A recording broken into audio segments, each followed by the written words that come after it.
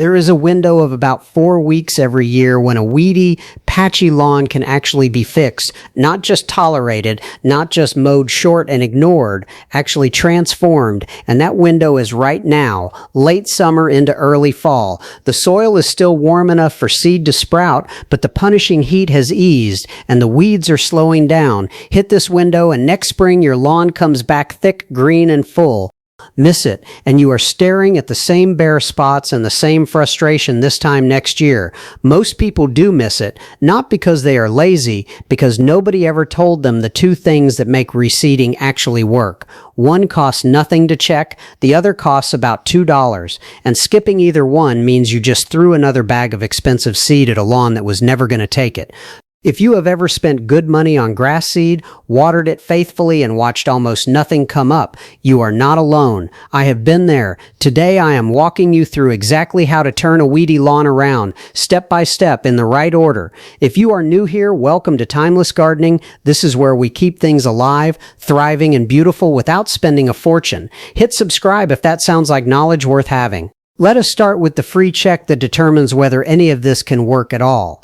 Step 1. Check what is already in your soil. Before you open a single bag of seed, walk into your garage and read the labels on whatever has been spread on that lawn in the last 3 months. This is not busy work. It is the step that saves you from wasting an entire season. If you applied a pre-emergent herbicide, the kind found in crabgrass preventer and most weed and feed products, that chemical is still active in your soil.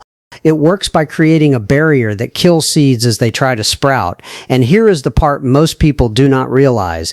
That barrier cannot tell the difference between a weed seed and a grass seed. It kills both, and it stays active for about 12 weeks. So if you put down a pre-emergent in spring and then try to seed 8 weeks later, every grass seed you spread will push out a tiny root, hit that chemical wall, and die before it ever sees sunlight.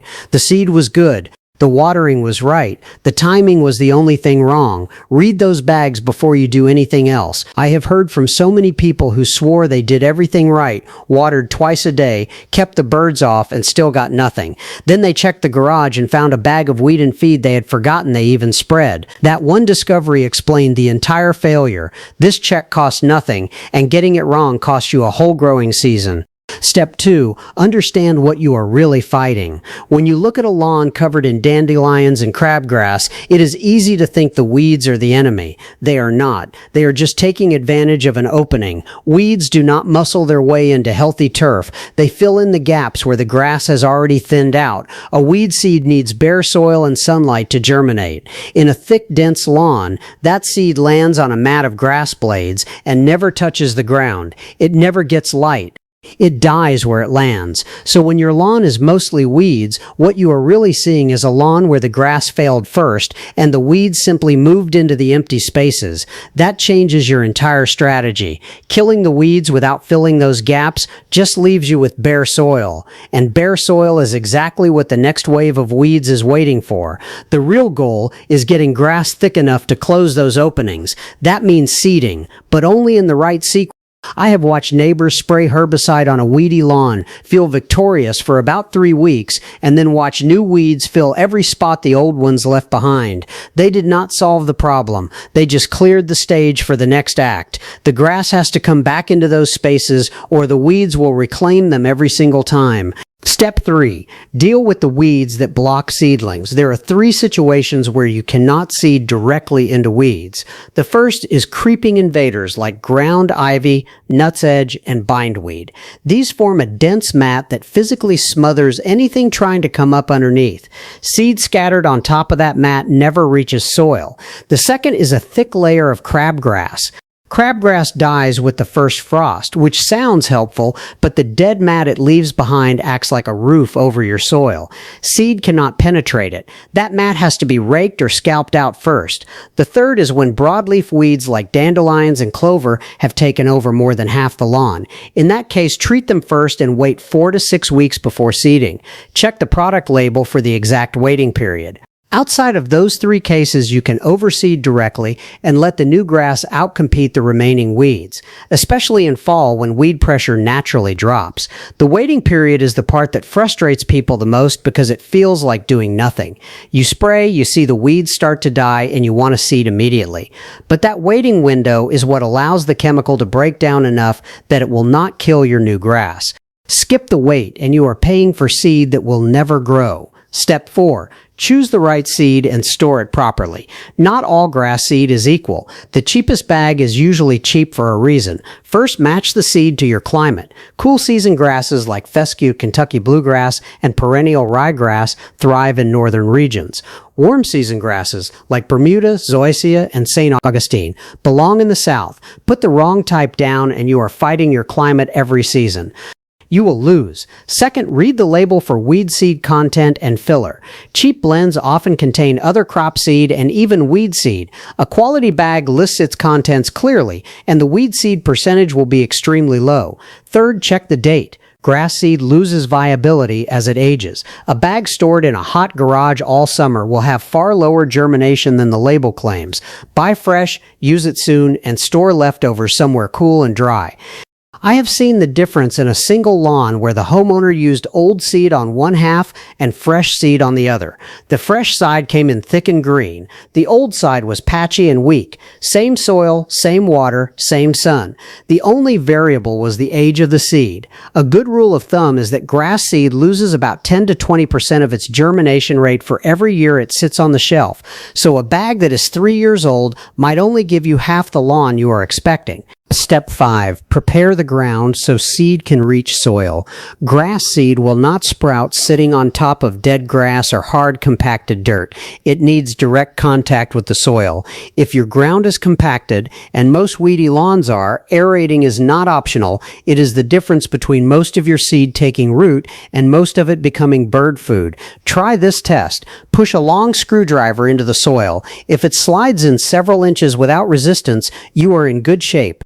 If it stops after an inch or two, your ground is compacted. Core aeration is the fix. It pulls small plugs out of the soil, leaving thousands of holes that act as perfect pockets for seed. The seed falls in, makes direct contact with the soil, and is protected from drying out. Aerating and seeding on the same day is one of the most effective combinations in lawn care. If aeration is not possible, at least rough up the surface with a stiff rake to break the crust and expose the dirt underneath. I have done this both ways, and the difference in germination between seed thrown on compacted ground and seed dropped into aerated holes is night and day. One looks like a lawn, the other looks like you forgot to seed at all. Step 6. Cover the seed with something sterile. This is the $2 step that changes everything. Most people spread a thin layer of topsoil over new seed to hold moisture and keep birds away. That sounds reasonable. The problem is that most bagged topsoil is loaded with weed seeds. You fought weeds all season, finally reseeded, and 6 weeks later that patch is full of new weeds, including types you have never seen before.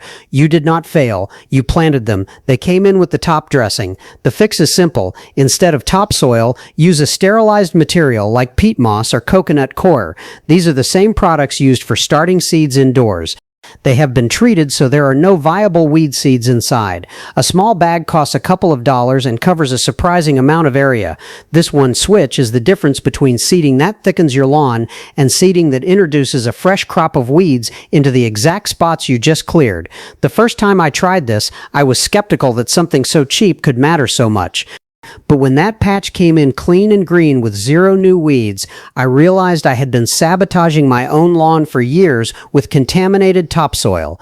Step 7. Water like the seed depends on it because it does. Watering new seed is completely different from watering an established lawn. Mature grass wants deep, infrequent watering that drives roots downward. A seed has no roots at all. It is sitting in the top half inch of soil, and if that half inch dries out even once after germination starts, the seedling dies. There is no recovery. So while you are waiting for sprouts, you want the opposite of normal lawn watering. Light and frequent. enough to keep the surface damp, not soaked, several times a day if the weather is hot. You are not watering the soil profile. You are keeping that thin top layer from drying out. Once the new grass is up and you have mowed it a couple of times, then switch to deep and infrequent watering. That transition is what drives the roots down and turns fragile seedlings into durable, drought-resistant grass. Also, stay off the seeded area.